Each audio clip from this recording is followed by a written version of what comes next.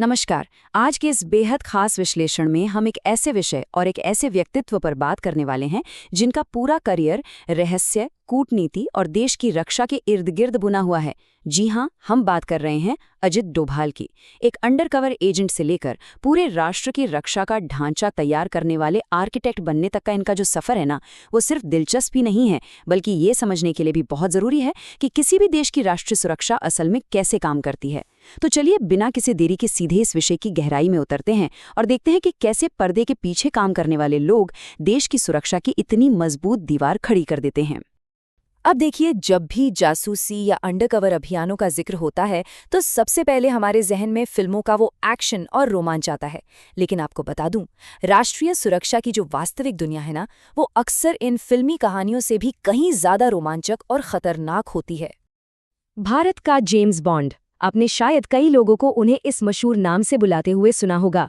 सुरक्षा विशेषज्ञों से लेकर आम जनता तक सब ये नाम इस्तेमाल करते हैं। और ये सिर्फ इसलिए नहीं है कि ये सुनने में थोड़ा कूल लगता है, बल्कि इसके पीछे एक बहुत ही ठोस वजह है। उनका खुफिया बैकग्राउंड इतना ज्यादा गोपनीय रहा है और उन्होंने इतने सारे गुप्त और खतरनाक मिशनों को अंजाम दिया है कि आधुनिक भारत के सबसे प्रभावशाली खुफिया अधिकारी के रूप में उनकी ये पहचान एकदम पक्की हो गई है। ये उनकी उस शांत लेकिन बेहद धारदार काम करने की शैली को दिखाता है। संख्या 7। अब सुनने में तो ये सिर्फ एक मामूली सा नंबर लगता है, लेकिन ये सिर्फ एक नंबर नहीं है। ये उन सालों की संख्या है जो उन्होंने पाकिस्तान में पूरी तरह से अंडरकवर रहकर बिताए। जरा इसकी कल्पना कीजिए, पूरे 7 साल तक एक दुश्मन देश में रहना, हर दिन एक नई और झूठी पहचान के साथ जीना और देश के लिए पल पल खुफिया जानकारी जुटाना। ये कोई मजाक नहीं है। ये बहुत ही शानदार तरीके से दर्शाता है कि जमीनी स्तर पर अहम खुफिया जानकारी इकट्ठा करने के लिए किस हद तक का जोखिम उठाया जाता है। सच कहूं तो ये सिर्फ बहादुरी नहीं, बल्कि राष्ट्र के प्रति एक अटूट समर्पण है।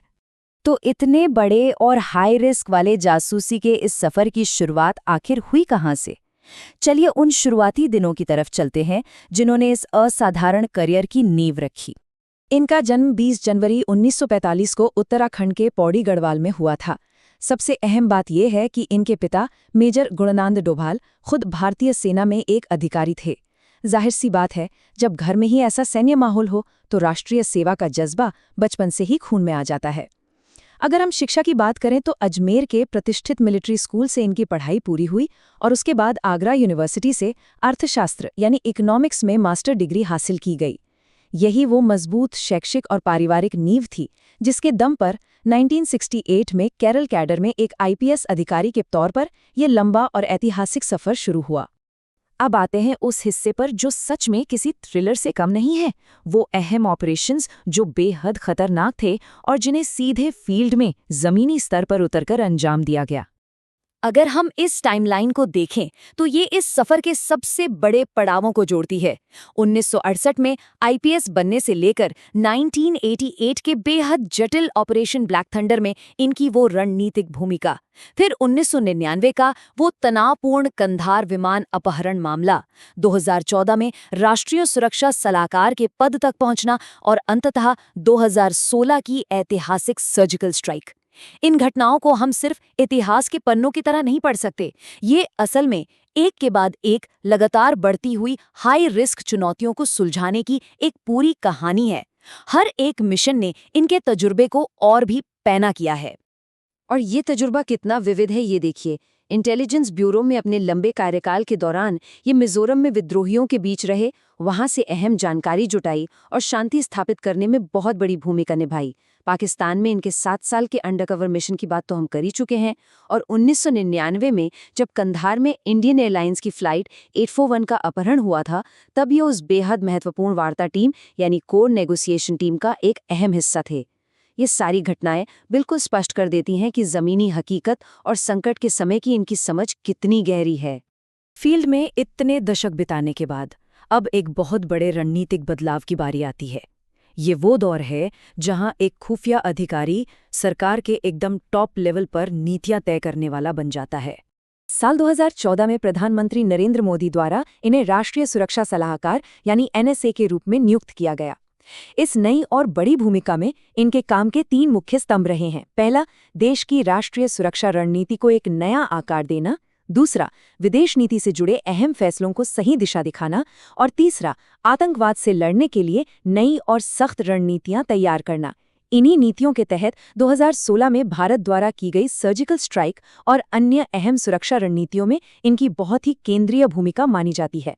ये साफ तौर पर दिखाता है कि कैसे एक व्यक्ति का दशकों का जमीनी अनुभव पूरे देश की व्यापक सुरक्षा नीति में बदल जाता है।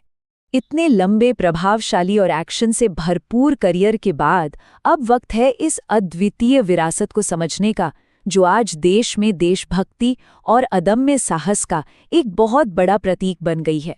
कीर्ति चक्र, हम सब जानते हैं कि ये भारत का वो सर्वोच्च सैन्य सम्मान है जो युद्ध के मैदान से दूर असाधारण वीरता और साहसिक कार्य के लिए दिया जाता है।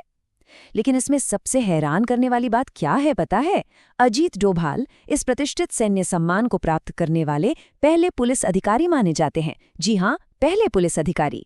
ये तथ्य अपने आप में यह साबित करने के लिए काफी है कि इनके काम का जो स्तर और जोखिम था वो किसी भी सैनिक के शौर्य से बिल्कुल भी कम नहीं था। अगर हम ध्यान दें तो यहाँ एक बहुत ही रोचक विरोधाभास यानी पैराडॉक्स दिखाई देता है। एक तरफ इनके काम करने का तरीका है जो हमेशा से बेहद शांत, पर्दे के पीछे और पूरी तरह से गोपनीय रहा है, और दूसरी तरफ है उसका परिणाम, राष्ट्रीय सुरक्षा नीति पर एक बहुत बड़ा, एकदम स्पष्ट और दिखने वाला प्रभाव। आज के समय में ये भारत की सुरक्षा नीति के सबसे प्रभावशाली चेहरों में से एक हैं। ये बात बिल्कुल साफ कर देती है कि बिना कोई शोर मचाए भी शांति और गुप्त तरीके से किए गए काम का असर कितना विशाल और राष्ट्रीय स्तर का हो सकता है। तो अब जाते जाते एक अहम सवाल जो हमें खुद से पूछना चाहिए, आज के इस दौर में जहां युद्ध, संघर्ष और तनाव हमें न्यूज़ चैनलों पर एकदम स्पष्ट रूप से दिखाई देते हैं, क्या किसी राष्ट्र की असली सुरक्षा उसके सबसे अदृश्य और गुप्त लोगों द्वारा ही बनाई जाती है? ये बात सच में हमें सोचने पर मजबूर कर देती है कि जो चीजें हमें सामने से दिखाई देती हैं, असल में उनकी डोर कहीं दूर पर्दे के पीछे से खींची जा रही होती है। इन पर्दे के पीछे रहने वाले रणनीतिकारों के बिना किसी भी देश की राष्ट्रीय रक्षा की कोई इमारत खड़ी हो ही नहीं सकती। राष्ट्रीय सुरक्षा के इस अनदेखे और बेहद जरूरी पहलू के इस विश्लेषण में हमारे साथ जुड़ने के लिए आपका बहुत बहुत धन्यवाद।